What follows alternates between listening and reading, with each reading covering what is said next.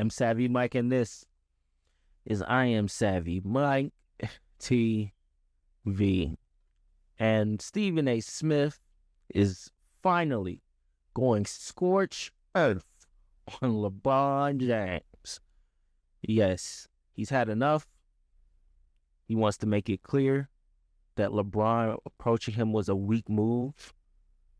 And he has a lot to say. Let's listen. And he's right here in my face. He said, yo, you got to stop talking shit about my son. You got to stop fucking with my son. That's my son. That's my son. And I was like, what? He said, nah, fuck that. I said, yo, let's talk later. He's like, fuck that. Nah, fuck that. You got to stop fucking with my son. And I said, all right, dog. And he walked off. So I remember during a timeout in the first quarter, seeing Bronny. And Bronny looked over at me. And he had this sad look on his face. And I'm imagining Pop saw that shit. It hit him. Yeah. And he couldn't hold it, and he rolled up on me. And so when I went on the air the next morning, first things first, believe it or not, I know this is shocking for people to believe, but I didn't have any intentions on talking about it until I woke up that morning and saw that the shit had gone viral. Once the shit had gone viral, the bosses at ESPN, now you got to talk about it. This is you and him. You got to talk about it. I said, fine. So I go on the air and I said, the first thing that I'm going to do is establish that this was a father talking to me, not a player. And that was what threw me off. And I was glad, even though I thought that he misrepresented the argument, I was glad he did. Because you see, what he was really talking about, which was confirmed with his conversation with Richard Jefferson, is that I was talking about him as a father.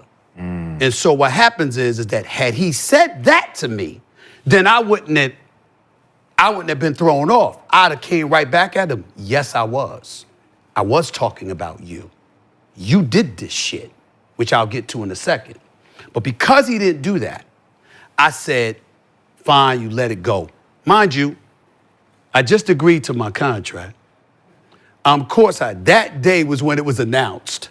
It's all over, everywhere. We talked about it. Right? Yeah. It's a nationally televised game. The cameras are rolling, and I'm like, if I do anything, this is gonna be a scene. Now, we can sit up here in front all we want to and act like we don't work for somebody. Damn it, I work for Walt Disney. And if I had gotten into some shit with him at courtside right there at that moment, no matter how right I would have been, it would have been wrong. And I was like, I'm not gonna do this. But once... I get that. I truly do. I truly understand that. But at the same time, man to man, you got to stand up for yourself, Stephen A. Smith. Because Disney ain't going to stand up to you when LeBron James approaching you asking for his wants. So, no, you got to stand on 10 at the end of the day. And I'm not saying you could have turned it into an altercation, but if he coming up to me and approaching me like that, you have every right to go, hey, look, I never said anything personal about your son. I never said anything bad about your son. Calm down. Calm down. I never said anything bad about your son. Stop fucking with my son. I never fucked with him. Nah, for real. What, LeBron? You sound crazy. Like that's how that would have went with me. Like I would have said, you sound crazy, and set my ass back down. So, and if he would have kept talking to me, I'd be like, nigga, go to the bench. Go play basketball. Go do your job. You're on the clock right now, nigga. Leave me alone. I'm sitting with Larry David. Like, come on, Stephen A. Smith. Sometimes you gotta say fuck it. It is what it is. He can't. What is he going to? Now, you got to put him in that position. Like, he put you in that position. Now put him back, the ball's in his court now. What are you going to do? What are you really about to do right now over this bullshit? Over me critiquing a grown-ass man. He can't be your little kid for the rest of his life, LeBron. I'm sorry. I saw the tape of him talking to Richard Jefferson Saturday night in Boston. That was when I got really pissed because that was confirmation. Now let's get to the father thing. And I'm so glad y'all asked me about this shit because all I would ask is that I've been around for 30 years. Tell me the parent that said they heard me talking about them. I've never done it.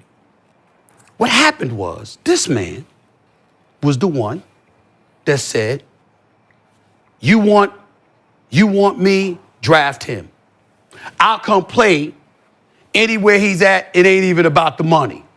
This man is the one who said he's better than some of the NBA players are right now when he was in high school. If you go back and look at the tape, back then I said, stop. You can't do this. If you do that shit, you're bringing more pressure on your son. LeBron, stop. I said it then. This is before he got drafted. Stop doing this. He goes to USC. He got the heart ailment. I'm like, thank God he's okay. He gonna be all right. But I'm not gonna go see him at USC, just like I didn't go see him at Sierra Canyon, because like I ain't see Melo's son. I heard your son is all world. I ain't see him. Your son, I never saw these guys until they came pro, because I know. Wrong with USC? No, it's not that. Okay. I know that because of who I am and what I've established for myself in this industry, if I walk into an arena, everybody is looking for me to critique that person. And I don't want to do that because they on the come up. I'm not covering college, I'm covering pro. And they kids. Huh? And they kids. Well, I'm saying that, but if I was a college reporter, then I would have had to. But I wasn't. So why am I gonna be there? I didn't want to put that extra pressure. So I never went. I went on national television and announced to the world, I'm not going to see him. He goes to USC, I'm not gonna see him. It's too much. It's too much. And then now he's got to overcome this heart ailment, so I can't judge him. But then they said, oh, he going pro. So then once you say he's going pro, okay, you're talking to the scouts and the evaluators and everybody else. Yo, man, this is them. He'll be lucky to be a second round pick. He'll be lucky. He ain't ready, blah, blah, blah. And I'm like, I ain't seen him, y'all. I haven't seen him. Then all of a sudden, Rich Paul and others at Clutch, and then the story headlines follow. Boston might be interested, Golden State might be interested, Phoenix might be interested, Clippers might be. You start hearing all of this, and you're like, all right, this could be true, or this could be them wielding their magic to make it look such a way. I say nothing. He gets drafted by the Lakers, which everybody knew was going to happen because, the skids were greased, and he gets drafted. I still say nothing. He goes into the pro. It's opening night. Now remember, most cats talk about the league. I cover it. What I mean by that is that you can give your opinion. You might not be on the phone with the commissioner. You might not be on the phone with the executive VP. You might not be on the phone with other people that work in these offices. I am. So because of that, I'm hearing all of this. Yeah, we just gonna go along with it. Opening night I'm talking about. Opening night. Him, Bron. We just gonna go along with it. Or you hearing the Lakers are just going along with it. You're hearing this stuff. Now, I'm not saying they told me that, meaning the commissioner or Jeannie Buss, but I'm saying you're hearing that from those organizations. So I'm getting all of this. One of those cats standing up.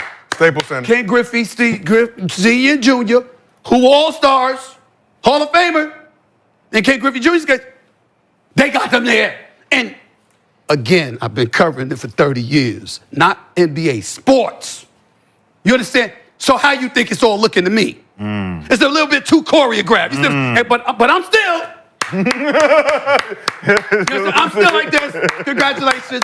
You know what I'm saying? Because I'm thinking, let's have this moment because LeBron deserves it.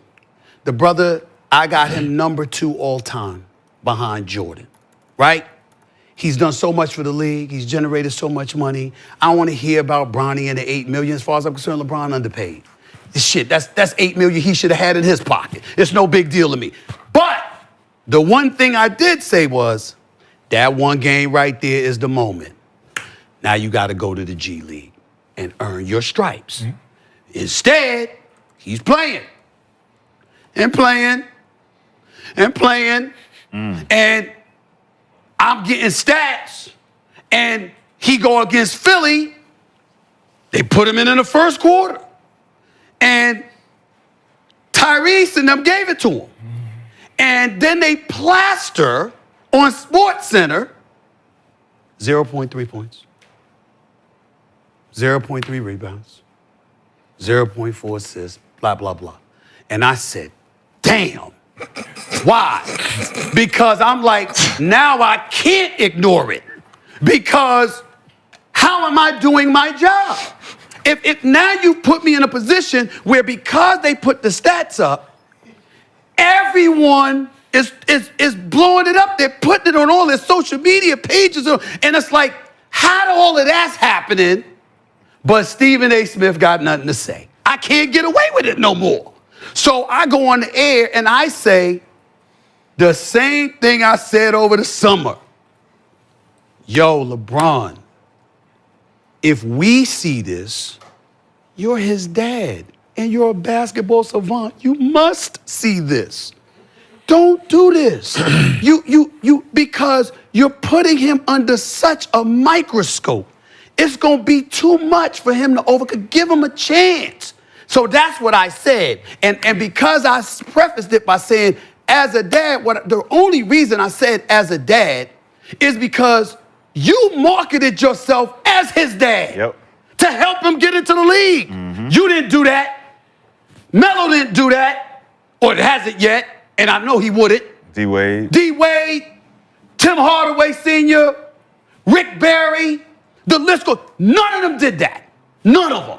He's the only one. And I said, yo, that's why I'm saying this to you. I don't want to do this. I know your intentions are honorable. Go back and watch the whole tape of me saying it. I know your intentions are honorable. I know you don't mean harm.